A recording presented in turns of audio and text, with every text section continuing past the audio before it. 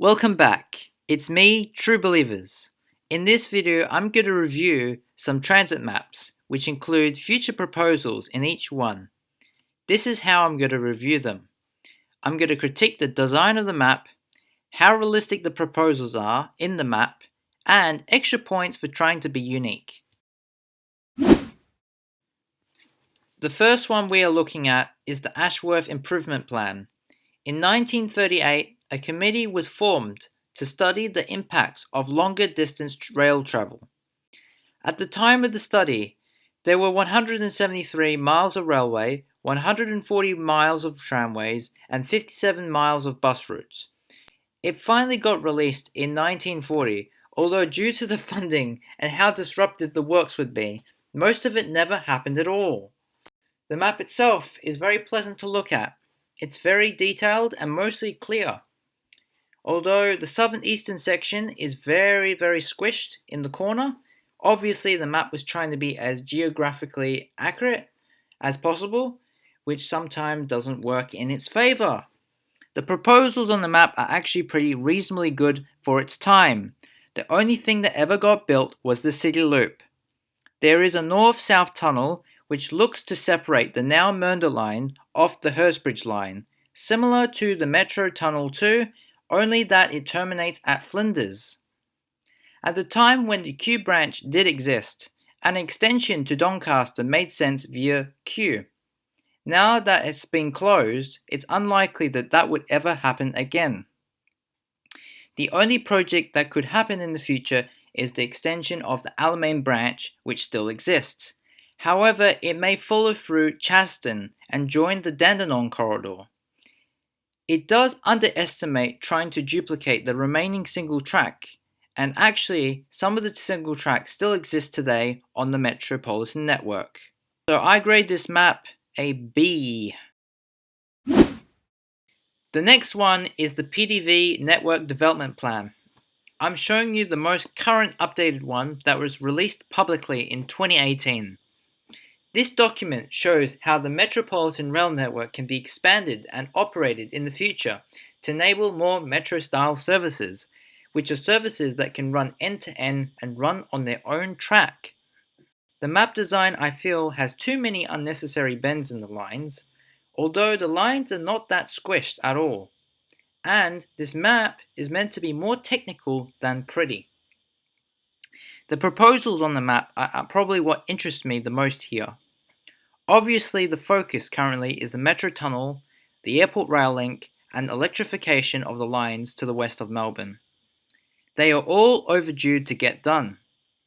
The Metro Tunnel 2 is definitely something that makes a whole lot of sense to build to help the future of the rail network, to separate the remaining major bottlenecks at Clifton Hill and Newport, while connecting the new inner city regions to the heavy rail network.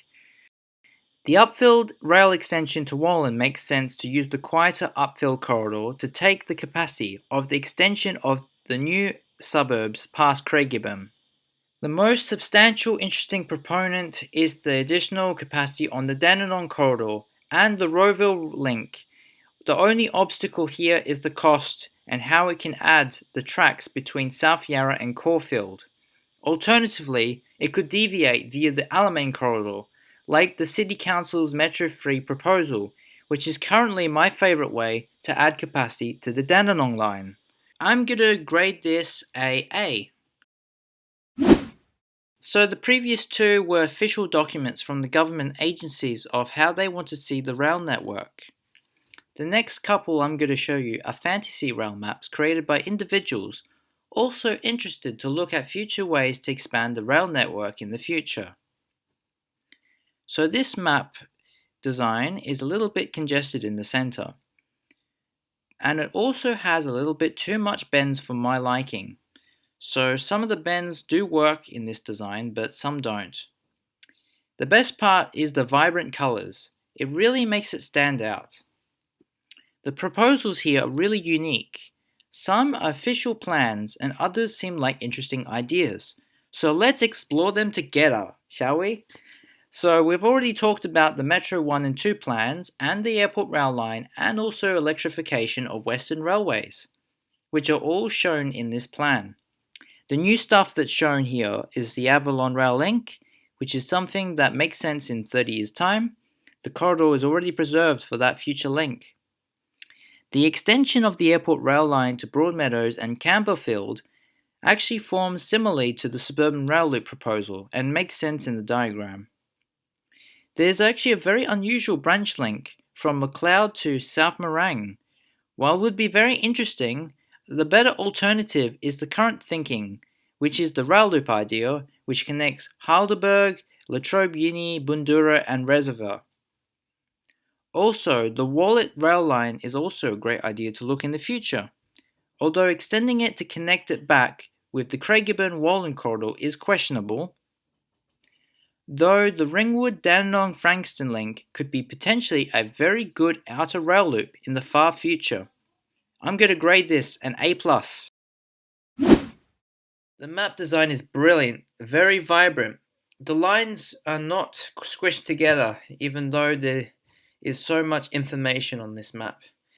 I'd prefer if the lines were a little thicker and be consistent with the bends in the lines. Some lines are at diagonals, while others have that rectangular bend in it, which is really distracting. The best part of this map is the vast amount of proposals in this map. I'll skip through the stuff that we've already talked about previously. This map includes the City Council's Metro 3 proposal, and I already knew this was going to be there because the person was inspired by that I already showed him before. Yes, I think the Metro 3 idea has some merit in the future. And also, once Metro 1 and 2 are in operation, Metro 3 will seem really like the next step of metrifying the network. It obviously includes the suburban rail loop, with the inclusion of Sandringham.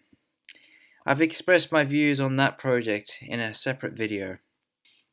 Extending the Glen Waverley line to connect with the Belgrave line could potentially happen in the future. Also, utilizing the Altona loop extending past through Point Cook is an interesting concept. But it would be nice, but the problem is that there's trouble justifying that kind of project, because even duplicating the Altona loop is a controversial idea.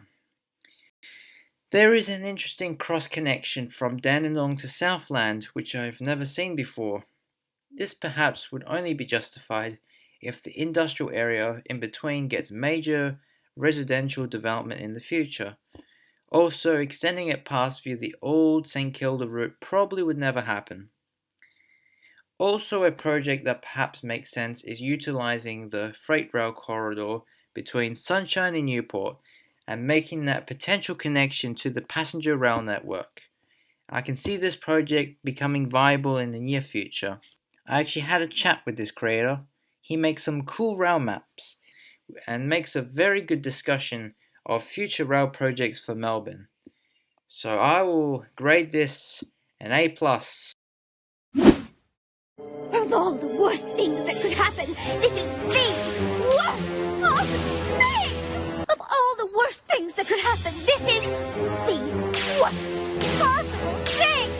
Of all the worst things that could happen, this is the worst possible thing! What? I really mean it this time! So, I've reviewed some transit maps. There are so many transit maps for Melbourne, I had to narrow it down so many times. Thank you for listening to this video. I really appreciate it. Maybe support me on Patreon. I have a Patreon account. You can give me some money. Have a good day.